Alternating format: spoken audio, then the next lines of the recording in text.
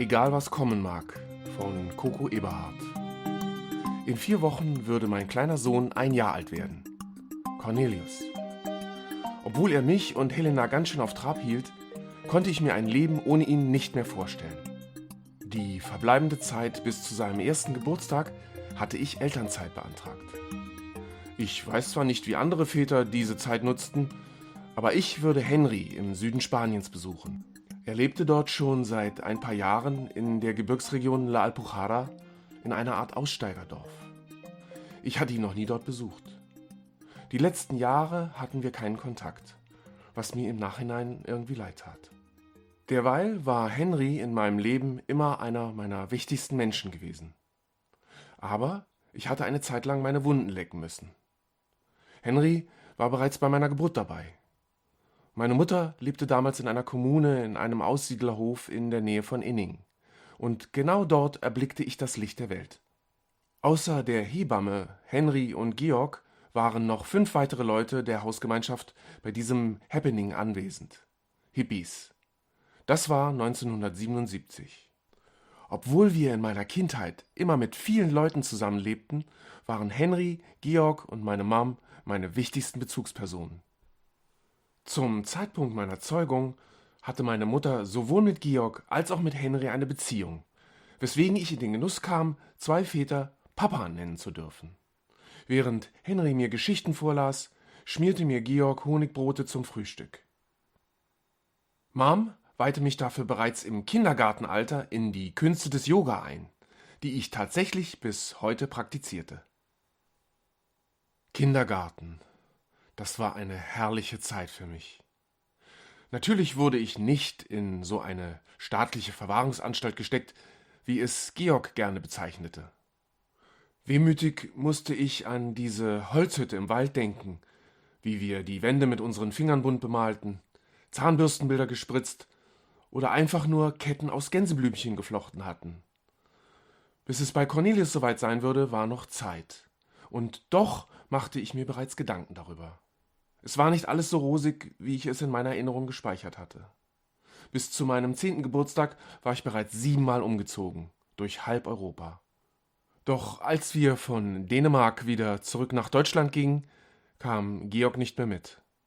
Ich tat mich schwer ohne ihn in meiner neuen Umgebung. Er fehlte mir, obwohl er versprochen hatte, weiterhin für mich da zu sein.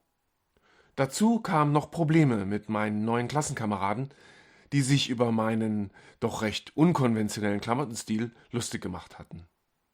Als mich dann in der Pause dieser Typ, der mich immer ärgerte, provozierend gefragt hatte, ob ich überhaupt weiß, wer mein Vater sei, hatte ich für einen kurzen Moment meine pazifistische Erziehung völlig vergessen und mit dem Jungen geschlägert. Henry war es, der mich danach im Rektorat abgeholt hatte. Ich schluchzte und er nahm mich wortlos in seine Arme. Was war denn los? Wollte er von mir wissen, als wir zu Hause waren und ich mich wieder beruhigt hatte. Währenddessen hatte er mir eine Tasse heiße Schokolade gekocht. Ich schüttete ihm mein Herz aus. Egal was kommen mag, ich bin dein Vater. Ich werde immer für dich da sein, sagte er mit ruhiger Stimme zu mir. Diese Worte begleiteten mich wie ein Schutzmantel durch meine Jugend. Auch als Mom und Henry getrennte Wege gingen, war er immer für mich da, wie ein Vater eben. Doch je älter ich wurde, desto größer wurden meine Zweifel. War Henry wirklich mein leiblicher Vater? Oder war es doch Georg? Krampfhaft suchte ich nach Gemeinsamkeiten, doch die Unsicherheit stieg. Schließlich wollte ich es wissen. Wer ist eigentlich mein richtiger Vater? Konfrontierte ich meine Mutter mit diesem heiklen Thema. Damals studierte ich bereits und hatte im Studentenwohnheim zum ersten Mal ein eigenes Zimmer, das nur mir gehörte. Henry und Georg, versuchte sie mal wieder auszuweichen. Ich meine nicht die soziale Vaterschaft. Ich will es endlich wissen, Mom, flehte ich sie fast schon an. Ich weiß es nicht, gab sie zwar kleinlaut, aber immerhin ehrlich zu. Es dauerte noch ein paar Jahre, bis ich mich traute, von meinen Vätern einen Vaterschaftstest einzufordern. Obwohl ich mit Georg zu diesem Zeitpunkt keinen Kontakt mehr hatte, willigte er anstandslos ein. Ich dachte, mich könnte nichts erschüttern und Klarheit zu haben wäre beruhigend. Doch als das Ergebnis vorlag und sich herausstellte, dass keiner von beiden mein leiblicher Vater war, brach für mich eine Welt zusammen. Obwohl Henry trotz allem immer wieder versuchte, Kontakt mit mir zu halten, blockte ich alles ab. Dass er nach Spanien ziehen würde, erfuhr ich schließlich von meiner Mutter. Vielleicht war es das Beste so, dachte ich und suhlte mich weiter in meinem Schmerz der Verlassenheit. Dieser Schmerz wurde erst etwas leichter, als ich Helena kennenlernte. Lange Zeit hatte ich Angst, mich zu binden. Doch bei ihr fühlte es sich vom ersten Moment an richtig an. Ein Gefühl von Geborgenheit, das ich schon lange nicht mehr gespürt hatte. Und seit Cornelius auf der Welt war, war unser Glück perfekt. Im Nachhinein war ich erleichtert, dass Helena für die Entbindung in eine Klinik wollte und keine Hausgeburt in Betracht zog, wie meine Mutter damals. Als ich meinen kleinen Sohn dann zum ersten Mal im Kreissaal im Arm hielt, musste ich an Henry denken und was er wohl empfunden haben musste, als ich so in seinem Arm gelegen hatte. Es war schon fast Mitternacht, als ich an diesem Tag vom Krankenhaus nach Hause gekommen war. Sofort setzte ich mich an den Laptop und schrieb Henry eine E-Mail mit dem Foto vom Neugeborenen. Es war mir in diesem Moment ein tiefes Bedürfnis, das zu tun. Keine 10 Minuten später flatterte eine Antwort von ihm in mein Postfach, als hätte ich darauf gewartet. Ich bin zu Tränen gerührt und freue mich für und mit euch.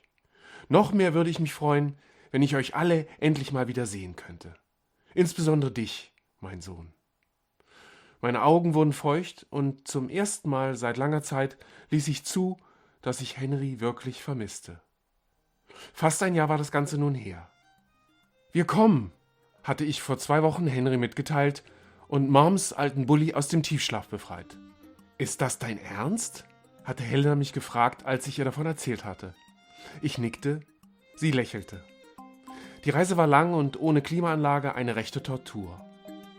Doch als wir die hügelige Landschaft der La Alpujarra erreichten, ließ mich das die ganzen Strapazen vergessen. Zelte, Wohnwagen und Blockhütten deuteten uns an, dass wir hier richtig waren. Ich parkte den Bulli an einem Seitenstreifen. Ein Lagerfeuer erhellte die Dämmerung und aus der Ferne hörte man Trommeln. Im spärlichen Licht erkannte ich bereits seine Statur. Henry. Wortlos fielen wir uns um den Hals. Egal was kommen mag, ich bin dein Vater und werde immer für dich da sein, begrüßte er mich unter Tränen der Erleichterung. Ich weiß, Papa. Ich weiß, schluchzte ich leise in seine weiche Schulter.